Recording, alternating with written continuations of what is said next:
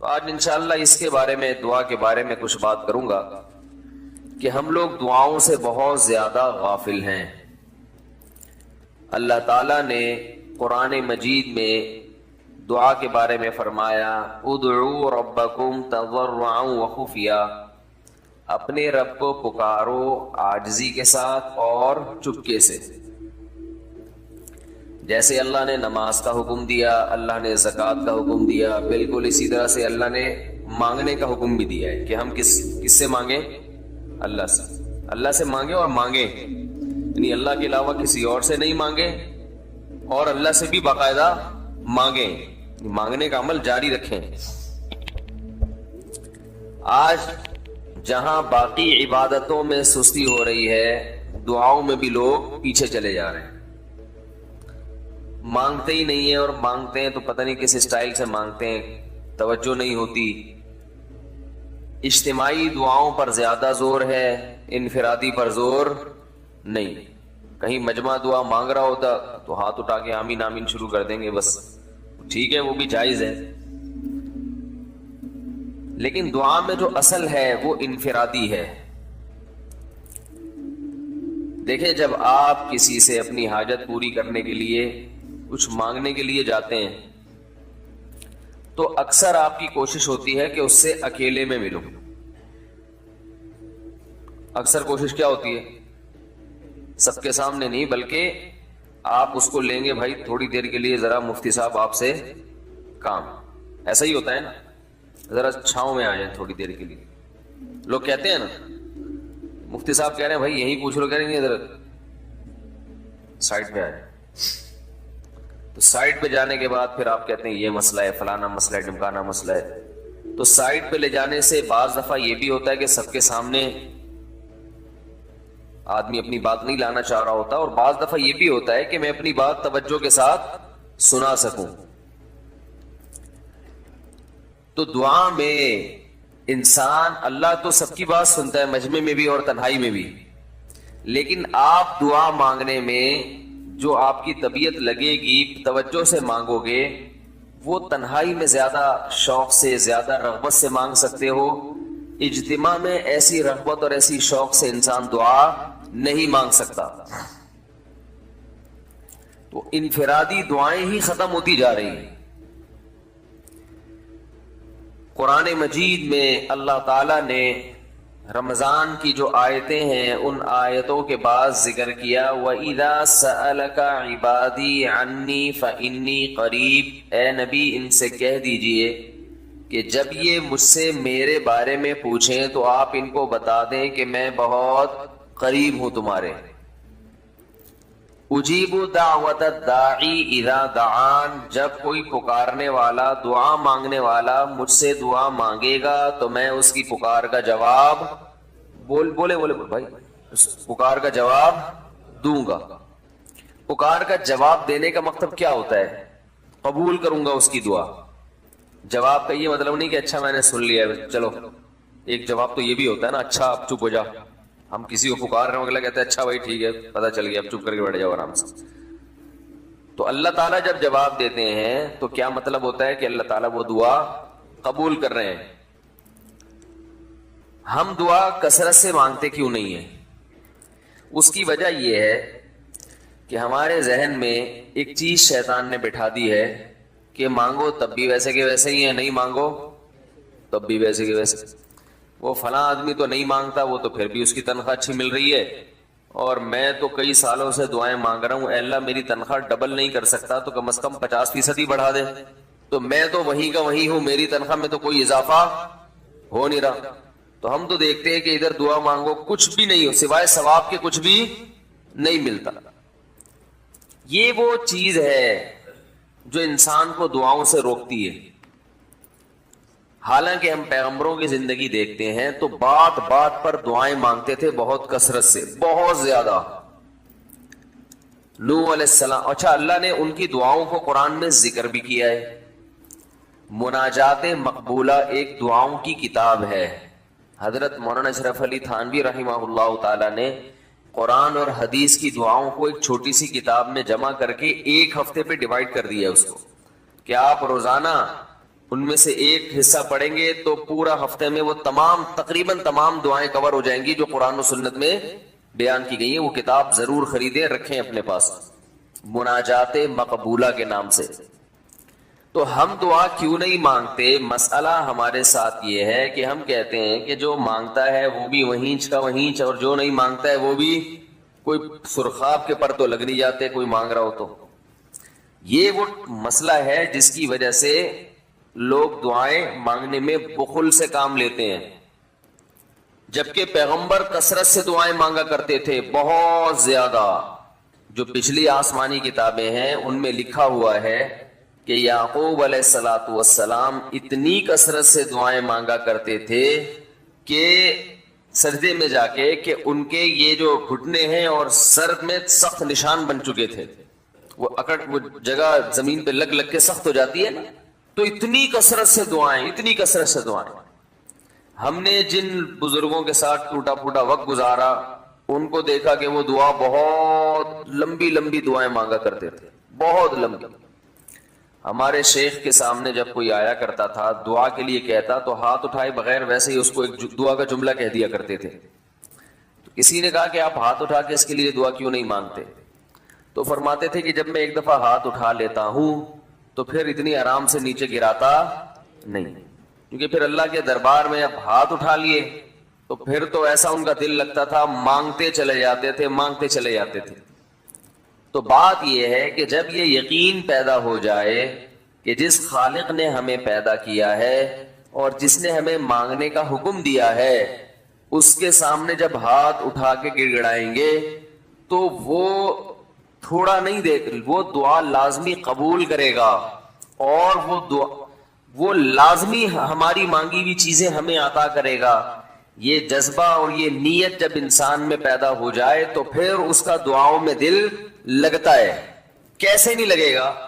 آپ سوچیں کہ آپ کو کوئی بتا دے کہ یہ جو سیٹھ صاحب ہیں بہت بڑے, آپ جا کے ان سے مانگو, یہ ٹائم نکال کے بیٹھے ہوئے ہیں, جتنا مانگو گے جو مانگو گے یہ دیں گے. تو اب آپ بتاؤ, آپ یہ کہو گے کہ میرے پاس مانگنے کا ٹائم نہیں ہے, ایسے موقع پہ آپ یہ کہو گے؟ آپ جائیں گے اور بسم اللہ کر کے شروع ہو جائیں گے. آپ بولیں گے سر یہ مجھے 10 فائلیں چاہیے بحریہ ٹاؤن کی. آپ سوچو گے 10 نہیں ملی تو 9 تو مل جائیں گے. سر مجھے یہ بھی چاہیے, مجھے یہ بھی چاہیے, مجھے یہ بھی چاہیے, اور آپ کو یقین ہو کہ یہ دے رہے, تو آپ کبھی بھی کنجوسی سے کام نہیں لو. پھر آپ یہ نہیں کرو گے کہ آپ مانگتے ہوئے جو ہے نا اس سے آپ جب مانگ رہے ہو تو آپ کی کبھی ادھر دیکھ رہے ہو, کبھی ادھر دیکھ رہے ہو, کبھی ناک میں انگلی گھما رہے ہو, کبھی سر میں کھجا رہے ہو. کوئی آ کے اس دوران آپ کو چھیڑے گا تو آپ کہو گے یہاں سے دفع ہو جاؤ, میں کام کر رہا ہوں. ایک بندہ سخاوت جوش میں آیا ہوا ہے ابھی اور فائلیں بحریہ ٹاؤن کی فری میں بانٹ رہا ہے. اس نے کہا بھائی جتنی مانگو گے دے دوں گا, اور جو مانگو گے دے دوں گا, تو ابھی تو میرے پاس ٹائم کم ہے, مقابلہ بہت سخت ہے. اور پھر اس میں آپ کو الفاظ بھی خود بخود آ جائیں گے, کس طرح سے سمجھانا ہے.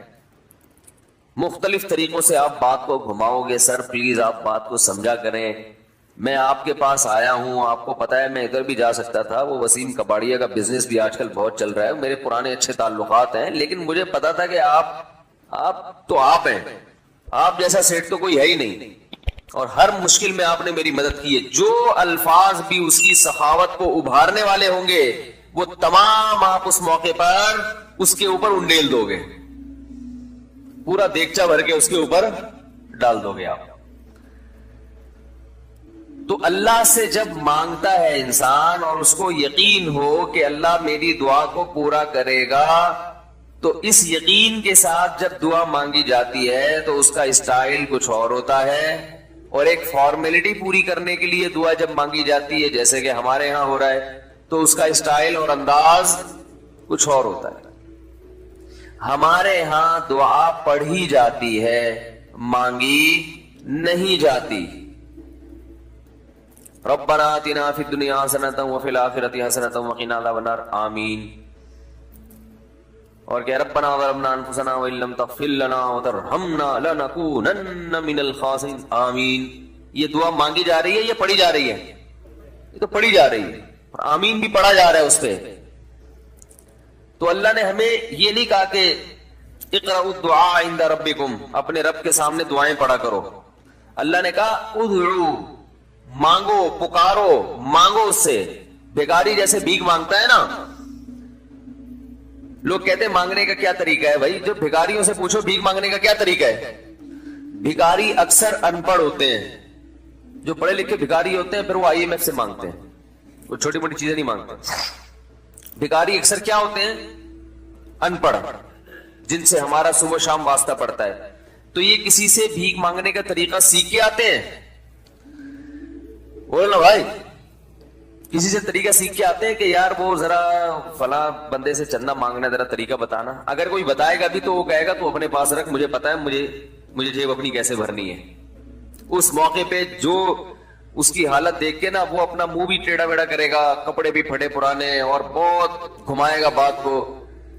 ایسے منہ بنائے گا جیسے دنیا میں اس سے زیادہ غریب اور محتاج کوئی ہے ہی نہیں. سحری پانی سے کیے میں نے، گھر میں بچے بھوک سے بلک رہے ہیں. ایسی کہانیاں سنائے گا، ایسی کہانیاں سنائے گا. تو یہی حال انسان کا ہے جب اسے پتا ہو کہ میرا رب جو مانگوں گا وہ دے گا مجھے، تو پھر اس کے بھیک مانگنے کا انداز اور جو دعا مانگنے کا اسٹائل ہے وہ خود بخود فطرت اسے سکھا دیتی ہے. خود بخود اس کے اندر الفاظ آنا شروع ہو جاتے ہیں کہ ایسے مانگنا چاہیے. لیکن پرابلم یہ ہے، مسئلہ یہ ہے کہ دل میں یہ بات بیٹھ چکی ہے کہ قبول نہیں ہو رہی. عجیب حدیث ہے، رسول اللہ صلی اللہ علیہ وسلم نے ارشاد فرمایا کہ اللہ بندے کی دعا قبول کرتے رہتے ہیں. وہ مانگتا رہتا ہے قبول ہوتی رہتی ہے، وہ مانگتا رہتا ہے قبول ہوتی رہتی ہے، یہاں تک کہ ایک وقت ایسا آتا ہے کہ بندہ یہ کہتا ہے کہ میں مانگ رہا ہوں قبول تو ہو نہیں رہی. تو جب یہ کہتا ہے تو اس وقت قبول کرنا بند کر دیتے ہیں اللہ تعالیٰ. اللہ کہتے ہیں کہ اگر تو یہ سمجھ رہا ہے کہ قبول نہیں ہو رہی تو اب نہیں ہوگی. اب عجیب بات ہے یا نہیں ہے یہ حدیث؟ بھائی وہ بندہ کئی سال سے دعائیں مانگ رہا تھا اور پھر آخر میں آ کے کہتا ہے کہ قبول تو ہو نہیں رہی، تو ظاہر ہے کچھ نہیں ہو رہی ہوگی تبھی تو کہہ رہا ہے نا. اس کو ایسا لگ رہا ہوگا کہ قبول نہیں ہو رہی. بھائی اس کو یہ لگ رہا ہوگا کہ نہیں، جو چیزیں مانگ رہا ہوں وہ تو مل نہیں رہی، تو تبھی تو وہ کہتا ہے کہ قبول نہیں ہو رہی. تو سوال پیدا ہوتا ہے پھر اللہ قبول کرنا بند کیوں کر دیتے ہیں؟ اللہ تعالیٰ جب دعائیں قبول کرتے ہیں تو اس کا انداز وہ نہیں ہوتا جیسے ایک عام انسان جب کسی کو بھیک دیتا ہے. ایک عام فقیر جب آپ کے پاس آئے گا، آپ سے بھیک مانگے گا، 100 روپے دے دو، 20 روپے دے دو، آپ اٹھا کے 100 نہیں تو 10-20 تو پکڑا دیتے ہیں اس کو. تو وہ یہ سمجھتا ہے کہ میری دعا کیا ہو گئی؟ قبول. لیکن اللہ تعالیٰ اس طرح دعا نہیں قبول کرتے. اگر اللہ اس طرح سے دعائیں قبول کرنا شروع کر دیں تو پھر یہ معاملہ غیب کا نہیں رہے گا. ادھر آپ نے دعا مانگی، اے اللہ میرے کاروبار کو بڑھا دے، لیلۃ القدر میں رو کے دعا مانگی، اور صبح صادق کے وقت آپ کا فون آیا کہ آپ کا کنٹینر کسٹم والوں کے شر سے محفوظ ہو گیا ہے، سمجھ میں پاس ہو گیا ہو، اور آپ کی چیز ڈبل قیمت پہ بک گئی ہے. پھر آپ نے دعا مانگی، اے اللہ تیری رحمت اس وقت جوش میں آئی ہوئی ہے، تو ایسا کر میرا بچہ بھی پاس ہو جائے، اس کے نمبر اچھے آ جائیں. ادھر فون آیا کہ آپ کا بچہ پہلی پوزیشن سے کامیاب ہو گیا. پھر آپ نے کہا آج اللہ کی رحمت بہت جوش میں آئی ہوئی ہے، اے اللہ میری بیوی بھی ٹھیک ہو جائے. تو بیگم صاحبہ کا فوراً فون آ گیا کہ میں ٹھیک ہو گئی ہوں. ہے بھائی میں ٹھیک ہو گئی. اے اللہ ساس صاحبہ بہت دنوں سے آگے بیٹھی ہوئی ہیں، جانے کا نام نہیں لے رہی، فون آ گیا کہ میں چلی گئی.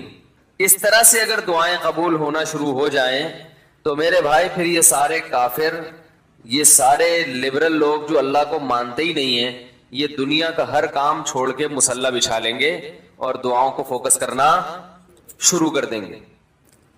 دعا قبول ہوتی ہے مگر اس شخص کی جو اللہ پر غیب پر ایمان رکھتا ہے، جسے دعا قبول ہوتی ہوئی نظر نہیں آتی مگر وہ یقین کرتا ہے کہ دعا قبول ہو رہی ہے. صرف اس شخص کی دعا قبول ہوتی ہے، اس کے علاوہ کسی کی قبول نہیں ہوتی. بہت مشکل ہے بھائی سمجھانا، دعا سب کی قبول ہوتی ہے کا مطلب پتہ ہے؟ سب کی مطلب ان سب کی کہ جو یہ یقین رکھتے ہیں کہ قبول ہوتی بھی نظر نہیں آ رہی پھر بھی قبول ہو رہی ہے، ان لوگوں کی قبول ہوتی ہے دعا. حدیث سے پتہ چلتا ہے. اور اصل میں دعا مانگتے ہی یہی لوگ ہیں. اب آپ کہیں گے بھائی نظر تو آ نہیں رہی، جب میں جو چیز مانگ رہا ہوں وہ مل نہیں رہی، تو کیا ایسے قبول کا کرنا کیا ہے بھائی؟ یہ تو پھر مشورے مل رہے ہیں ہمیں کہ پھر بھی مانگتے رہو. تو ہم نے وہ ایک فقیر تھا نا، ایک سیٹھ صاحب کے پاس آیا، کہنے لگا کہ بھائی ذرا کچھ پیسے مل جائیں گے، گھر میں ضرورت ہے. تو اس نے کہا اتنے ہٹے کٹے ہو کے بھیک مانگتے ہو، شرم نہیں آتی؟ تو اس نے کہا فی الحال میں نے آپ سے بھیک مانگی ہے، مشورہ نہیں مانگا. جب مشورہ مانگوں تو اس وقت مشورہ دے دینا کہ بھیک مانگنا میرے لیے مناسب ہے یا نہیں ہے بھائی. ابھی میں آپ سے پیسے مانگ رہا ہوں مشورے کے لیے، پھر کوئی اور ٹائم انشاءاللہ رکھ لیں گے، اس میں آپ سے مشورہ لوں گا کہ میرے جیسے آدمی کو بھیک مانگنا مناسب ہے یا نہیں. تو آپ کے ذہن میں بھی یہ خیال آ رہا ہوگا کہ ہم اللہ سے دعا مانگتے ہیں اور اللہ کی طرف سے جو چیز جو ہم مانگ رہے ہیں وہ تو مل نہیں رہی، بلکہ اللہ کی طرف سے مشورے مل رہے ہیں کہ مانگتے رہو قبول ہو رہی ہے، تو ہوتی بھی تو نظر نہیں آ رہی. کیا خیال ہے بھائی؟ ہوتی قبول ہوتی بھی نظر تو نہیں آ رہی. تو یاد رکھیں دعا تو لازمی قبول ہوتی ہے. اگر آپ کو قبول ہوتی بھی نظر نہیں، دعا قبول ہونے کے انداز مختلف ہیں. اللہ تعالیٰ کے جس طرح سے قبول کرتے ہیں نا، وہ عام لوگوں کی طرح نہیں آپ کو چیزیں پکڑا دیتے، یہ تو غیب سے معاملہ ختم ہو جائے گا. اللہ کی حکمت کا تقاضا یہ ہے کہ اس طرح سے قبول کروں کہ قبول ہو مگر اس کو پتا نہ چلے، کیونکہ وہ اللہ کا دربار ہے، اس کی کچھ قیمت ہے کہ وہ ہر ایک کو مانگنے کی توفیق نہیں دیتا. بھائی آپ نے کبھی دیکھا کہ کوئی سیٹ ایسی دکان کھول کے بیٹھ جائے کہ آؤ جو مانگو میں دوں گا؟ ایسے تو کیا ہوگا کہ پورا نظام خراب ہو جائے گا نا. پھر آپ 10 فائلیں تھوڑی مانگیں گے، پھر تو آپ کہیں گے پورا بحریہ ٹاؤن میرے حوالے کر دو، پھر تو آپ یہ کریں گے نا. یہ تو میں نے ایک مثال دی تھی. عملاً ایسا نہیں ہوتا. عملاً وہی آ کے بیٹھے گا اور وہی آپ کو پیشکش کرے گا کہ اس کے کچھ اصول اور ضابطے ہوں گے، ان قواعد پہ آپ پورے اترتے ہوگے تو آپ کو وہ گھسنے دے گا. اللہ کے بھی کچھ اصول اور ضابطے ہیں، ساری دعائیں قبول کرے گا، جو مانگو گے صرف اتنا نہیں بلکہ بڑھا کے دے گا. لیکن اصول یہ ہے کہ اللہ کہتے ہیں کہ جب میں دوں گا تو نظر نہیں آئے گا، مگر یقین رکھنا ہے کہ کیا کر رہا ہوں، میں دے رہا ہوں، پھر دیتا رہوں گا. پھر بات وہیں آگے کھڑی ہو جاتی ہے کہ ایسے دینے کا کیا فائدہ کہ ہماری سمجھ میں نہیں آ رہا کہ پتہ نہیں کیسے دے رہا ہے اللہ تعالیٰ. تو یاد رکھیں اللہ تعالیٰ کے دینے کا انداز تھوڑا مختلف ہے. وہ کیا ہے؟ بعض مرتبہ جو چیز مانگ رہے ہوتے ہیں اللہ وہی چیز آپ کو دے دیتا ہے، اور ایسا بھی ہوتا ہے. ہمیشہ ایسا تو نہیں ہوا ہوگا کہ جو چیز مانگی اور نہیں ملی ہو. کئی بار ایسا ہوا ہے کہ جو مانگا وہ اللہ نے دے دیا، فوراً مسئلہ حل ہو گیا. بعض دفعہ بلکہ اس سے بھی پہلے کا اسٹیپ، بسا اوقات تو آپ دعا مانگی نہیں رہے ہوتے، آپ اس کو دعا سمجھ رہے ہوتے ہو، لہذا اس میں وہ جان ہوتی نہیں ہے، تو قبولیت کا پھر سوال ہی پیدا نہیں ہوتا. آپ دعا پڑھ رہے ہوتے ہو، مانگ رہے نہیں ہوتے. تو اللہ نے تو دعائیں قبول کرنے کا کہا ہے، دعائیں پڑھنے پر کہا ہو، وعدہ کیا ہو، ایسا ہمارے علم میں کوئی حدیث نہیں ہے. دیکھیں یونس علیہ السلام جب مچھلی کے پیٹ میں تھے تو یونس علیہ السلام کو اپنی خطا کا احساس ہوا کہ میں اللہ کی پرمیشن کے بغیر اپنی قوم کو چھوڑ کے آ گیا ہوں. ان کو احساس ہو گیا، تبھی اللہ نے مجھے مچھلی کے پیٹ میں ڈال دیا ہے. تو اب آپ نے مچھلی کے پیٹ میں جا کے یہ دعا مانگی، لا الہ الا انت سبحانک انی کنت من الظالمین. اے اللہ تیرے سوا کوئی عبادت کے لائق نہیں ہے، سبحانک تو ہر عیب سے پاک ہے، تو نے جو مجھے مچھلی کے پیٹ میں ڈال دیا تو یہ تیری غلطی نہیں ہے، تو ہر عیب سے پاک ہے.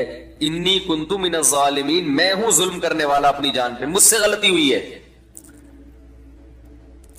اللہ تعالیٰ کو آپ کا یہ مانگنا اتنا پسند آیا کہ مچھلی کو حکم دیا کہ ان کو ساحل پر اگل دو. اور نہ صرف یہ کہ مچھلی نے آپ کو ساحل پہ ڈالا، وہ انبتنا علیہ شجرۃ من یقطین، یقطین کوئی درخت تھا وہ بھی اللہ نے اگا دیا دھوپ سے بچانے کے لیے.